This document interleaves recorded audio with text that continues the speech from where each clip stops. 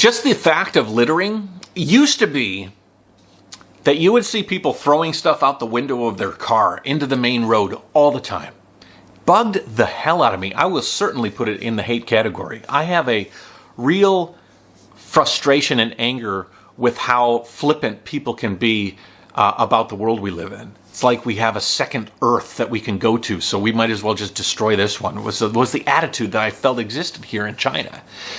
And, I mean, garbage. Sometimes I'd see people that would take their garbage bag and they'd just throw it out. Now, there's an interesting garbage culture in China that I would like to do in a future episode. The nuance of what happens to people's garbage here in China is kind of interesting.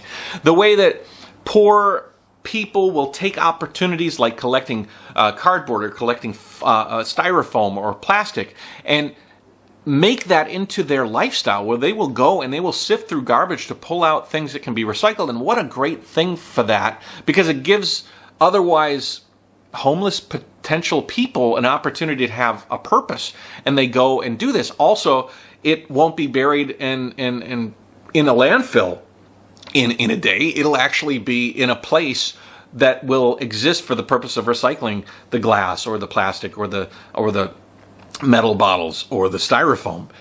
Even the food waste will go to pig farms. I mean, they really thoroughly have places for all your component garbage.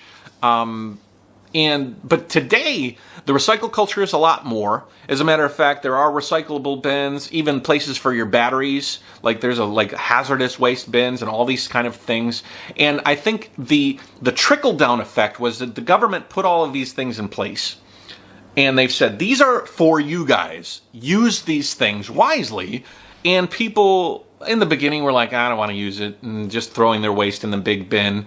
Certainly less of this. But even then, it was just throwing their stuff in the big bin, but they were kind of caring more about their garbage. There was even and correct me if I'm wrong, anybody in Shanghai did this? I read a story about people getting bags. It was even in Ningbo in a few places. They would get garbage bags with barcodes on them. And the bags would be for certain types of things. And you had to separate your stuff. And when you threw it away, there would be a person by the dumpster, like you'd have to throw it away a certain time every day, and they would scan it and look in it.